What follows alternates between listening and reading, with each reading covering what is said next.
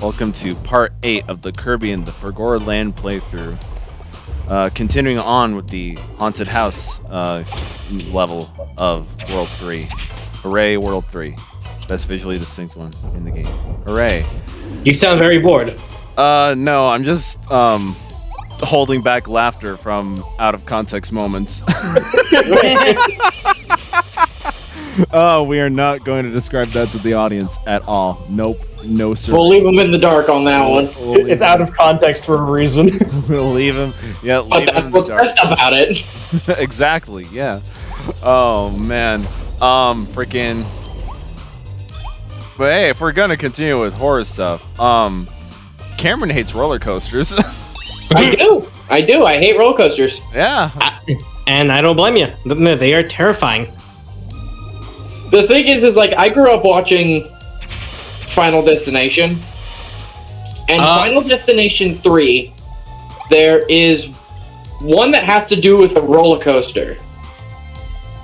And the thing is, that movie had just given me an irrational fear of roller coasters because it made my brain think of the worst possible scenarios that could happen. So what exactly happened in Final Destination 3? So in Final Destination 3, they're going to do, by the way, best part about the movie, Tony Todd, the fucking Candyman. In that movie, they're going, it's supposed to be like a... It's supposed to be like a senior field trip before they graduate, and it's to like an amusement park. Mm-hmm. And there's this roller coaster called... It's called the Devil's Something. I can't remember what it's called in the movie. And then, essentially... Do you know the premise of the movies?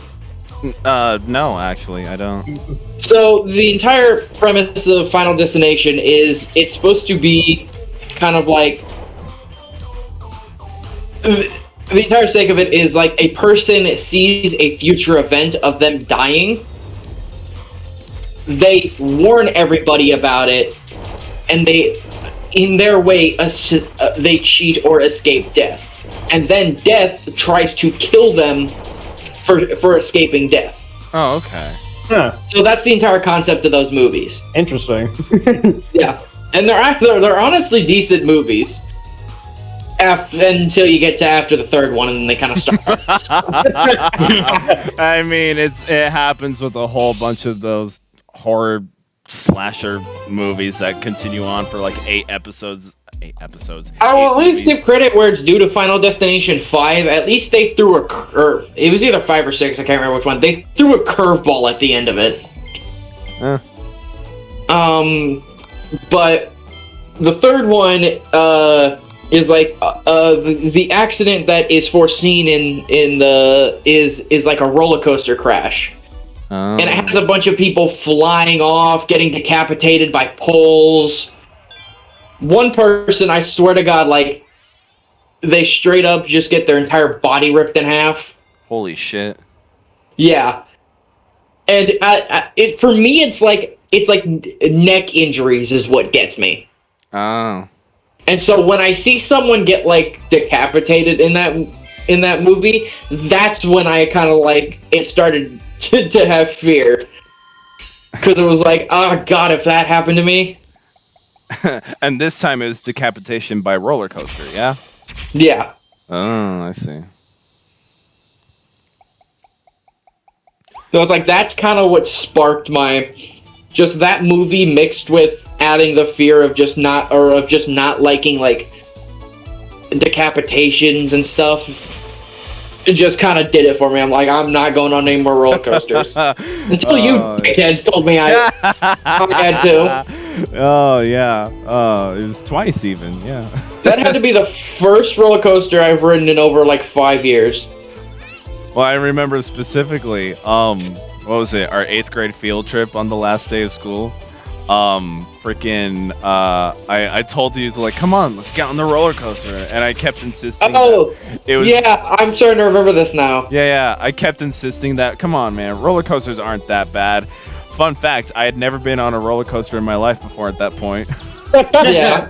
So I was going to... I remember you saying that. Yeah, I was going to... I never said it at the time. I revealed that to you like years later. Yeah. Oh, yeah. But yeah, I had never been on a roller coaster at that point, and I just kept on insisting, Cameron, it's not that bad. Come on, man. And you did it with me, and shit, that was a long time ago. I don't even remember what my experience was, but I just had a ball seeing you freak out. Oh, man. I think I remember the entire thing was I literally just kept my eyes closed the entire time. Oh yeah, that's right. I remember that because I also get motion sickness. Oh really? Okay. Yeah, like just even being in cars for long periods of time give me motion sickness. I see. So I just remember I was like, if I close my eyes, I won't throw up. No, that one we went to on before I left. Yeah. That one wasn't as bad, but God forbid trying to keep your neck straight. Yeah, because they did that shit goes directly up, directly down. Yeah, they did have a coaster redesign at that point, so it was like experiencing it for the first time. But yeah, that was fun to see you freak out then too. And that was 5 years after the fact of the first one, and that's when I revealed it to you. Hey, I had never been on a roller coaster at that point before, so yeah. Fun times, fun times. No, I hate every other ride I can tolerate. I mean, I still in the back of my head have the factor of something fucking up. Yeah, but and I blame that on the news for screwing with me on that. No, that fair assessment. But like, you know, you never had a horror movie make you afraid of the teacups, you know? No. When have you seen a horror movie on a fucking teacup? Well, like, that's something I did want to ask because I'm unfamiliar with Final Destination. Do the Final Destination, like, when it comes to each film's gimmick, do they play off of a certain common fear factor that general people experience, like roller coasters? Yeah. Okay. Yeah, typically. Like, the first movie is about planes. Oh, okay. Like, one's a plane crash. The second one is, I don't think I'll know if this one's a fear, or so to say, but the second one was a highway accident. It can be a fear. I mean, the third one was roller coasters. Yeah, the third one was roller coasters. One of them was about a bridge. Oh, and I'm trying to remember what the other one was. One was about a racetrack. A racetrack? I think 4 was about a racetrack. Oh, it was like a NASCAR racetrack. That was the one I don't really think fit very well. Yeah, that's what I'm saying. It's like, I can understand. The 5th one was about the bridge. At least the bridge made sense. Yeah, the bridge makes sense. You know, because I know someone who's afraid of bridges. Yeah, something extremely catastrophic. You know, less likely to happen. Just like airplanes. Just like, what was the second one again? Second one was about a highway. Highway. That's right. NASCAR kind of feels out of place. I mean, don't get me wrong. Crashes happen there. It happens. Not that frequent, but it happens. But like, not as frequent as it used to happen. It's not necessarily a fear factor. Not even for the drivers themselves, because they know exactly what they're getting into. So like, oh god, they're turning right 4 times. Here's how you know Josh knows nothing about NASCAR. It's left, not right. Yeah. It was one or the other. It was a 50-50 chance. Yeah. Like, I guess it depends on, you know, where exactly the starting line is and how the cars are going to face it, you know. But I'm pretty sure, as Cameron suggested, NASCAR has specific rules, yeah? I'm gonna take that as a yeah. Oh, man. But, yeah.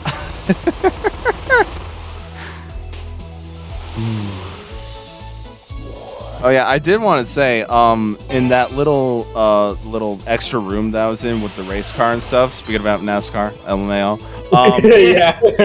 there is something very specific. So this is something I only found out after the fact of recording the game. Were the HAL rooms, because Kirby games like to have these HAL rooms, just saying the developer's name in the room itself. I didn't find out about them until after I recorded the game, so I never had an opportunity to go back and actually show them off. But in that one was one of them. It was something very specific, and I swear to God, you could only find out about it if you did mind the game. I mean, honestly, there's one that maybe not like to that extent, but there's one that I kind of feel like that with the Kirby's Return to Dreamland Deluxe. Oh yeah.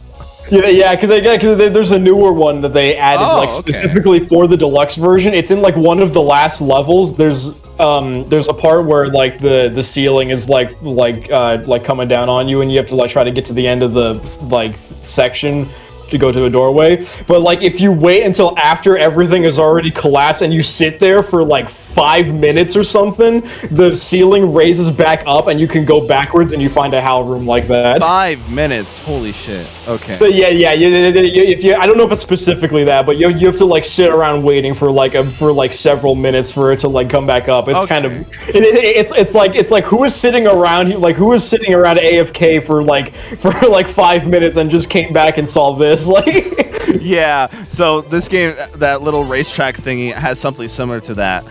You have to wait until 88 seconds hit the clock. I'm not exactly sure what that means, but apparently it's something that Japanese players know about. Apparently, apparently 88 in English sounds something very similar to a word in Japan.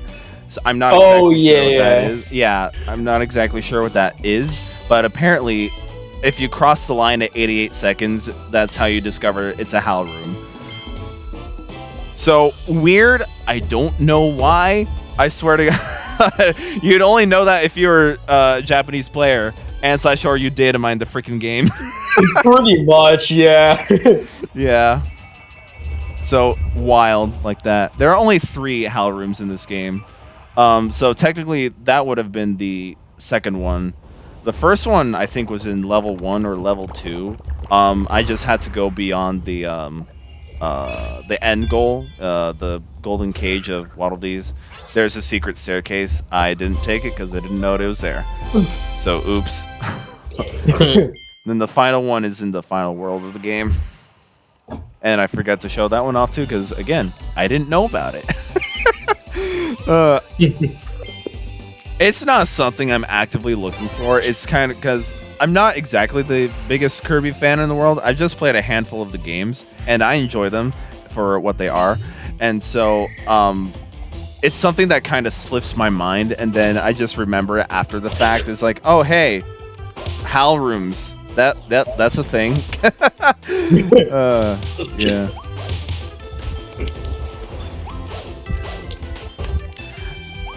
So with the Return to Dreamland Deluxe, what other differences are there from the Wii game? I'm trying to think. I mean, it's mostly kind of the same game, and I mean, like the graphics are look a lot newer and stuff. They actually look pretty good, honestly. But there's some new copy abilities. They have like a mech one, I think, which is probably honestly like the best one in the game because it's like there's so much stuff you can do with it, and it's kind of broken. Hey, look, guys, the Robobot reference. Yeah, pretty much. There's a couple of copy abilities. There's like mech. There's I think sand is an ability that's new. Oh, that's it's all right. I mean, it's got a couple of uses, but it's kind of like because it's kind of has a combination of like a couple of different copy abilities because you're able to like ascend like with the super jump, or you can like grab stuff through walls, kind of like with the whip and stuff. But it's whatever. It does make you invincible though when you're shielding. So like if that's kind of like a bit of an easy copy ability to just kind of cheese stuff with. Okay. I'm trying to think what else there's. I mean, I'm trying to think of stuff other than like the new epilogue because that's the whole thing as well. They added like a whole epilogue story where you play as Magolor after the main story. Yeah, wow. which like that's actually kind of fun because it's like it has a whole like. Because you're like Magolor who like lost his abilities, so you're like playing levels and you can upgrade yourself by spending like currency you get in the levels, and you can upgrade yourself in whatever way that you want. So it's actually really cool. I still haven't played through all of that yet. I think I'm only on like the first like 1 or 2 worlds of it and stuff, but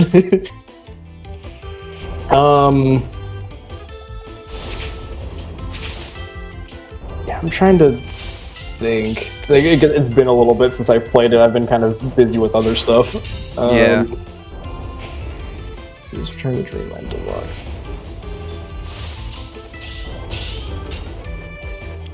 But yeah, extra lore.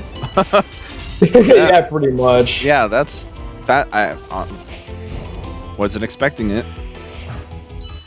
Yeah, and what's from what it sounds like too, which I mean, I saw someone get kind of a little angry about it, but I guess from what it sounds like, the Magalore epilogue, like at the end of it, somehow ties into that that one like Kirby game that was like I can't remember what it was called, but it had a thing where you would like go around fighting bosses, and you had like a hub world with all these like gem apples and whatever and stuff, and that was kind of annoying because those were like microtransactions and stuff. Oh, I can't remember what it was called. Hey, maybe it was in that little compendium we saw in the earlier part. It might have been. It might have been. It might have been one of them little, because from what it sounds like, it's one of them brawl battle royale, whatever the hell it was, you know? Yeah. So it might have been battle royale.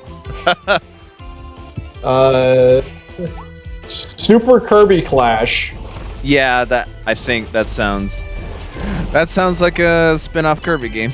Yeah, it's a spin-off Kirby game. Yeah, you can like team up with other Kirbys, and I think that one also has a thing where you can like upgrade your weapons and stuff, kind of like with Forgoreland and stuff. But it has a whole thing where you can like spend stuff with like these gem apples, but you get those either by I think there's certain things you can do in the game to get some, but kind of the main way you would get them, like at least easily, would be spending real money, which is kind of a no. But real microtransactions. And from what it kind of sounded like, at least I saw a little bit kind of like the ending of the Magalore epilogue, but it ties into that, and so I saw a person going like, no. Oh man, the simplest of Kirby lore, way too deep. Yeah, honestly, yeah, it'll be kind of interesting to see how the Magalore epilogue supposedly kind of ties in with the rest of the Kirby lore. But the epilogue seems like it's pretty fun. Oh, they have like they have like because you have usually in Kirby games there'll be like mini games and stuff. Oh yeah, that's kind of a thing they always have. I think in the regular Kirby's Return to Dreamland I had a couple of them, which were kind of fun. But the deluxe one has a bunch of mini games. I think a lot of them are returning from like older Kirby games, because they have like that They have like that crack one or whatever, you like charge up and you hit a rock and it goes to the earth or whatever and stuff. Sorry, when you said crack, I thought cocaine. Continue. Drugs. They have that. They have like the samurai like quick draw one or whatever and stuff. Oh yeah, that one. They've got like mini games from other ones, but they have this big like Magalore theme park kind of thing or whatever, where you can play like the mini games really easily there, and they give you like a bunch of achievements to do in the mini games, and so you can finish those and you'll get like stamps, which can give you like resources to like help you in the main game. You can get stuff to like spawn random copy abilities, or to give yourself healing items if you want to make the game easier or whatever. Really? And you also get face masks. Face masks? You get masks that you can like customize like Kirby or whoever you're playing as and stuff. So you can be Kirby or Meta Knight or whoever, and you can have a mask of like a ton of different characters from other Kirby games, because you have like you have like Susie from Robobot, you have Doroge from Squeak Squad, you have like the demon entities or whatever from like the Kirby 64. Like there's a whole bunch of like references in the face mask and stuff. There's like 100 of them or something. They don't. Most of them don't really do anything. Some of them do actually have special properties when you wear them. Like there's a mask of like the blue fish guy or whatever from one of the older Kirby games. Like I don't remember what his name is. Yeah. Yeah. There's a face mask of him, and it's like if you're swimming like in one of the water levels while you're wearing that, your like bubble blow attack in underwater gets like a little bit of a buff to it. You shoot like they're like more powerful or whatever. So some of them do have buffs. Most of them are just cosmetic though. Oh wow. Okay. Deluxe indeed. Yeah, there's definitely a lot of neat stuff with Deluxe. It's probably I would definitely say it's the best way to play Kirby's Return to Dreamland if you haven't played it already. I now wish I didn't spend $20 on the Wii U eShop.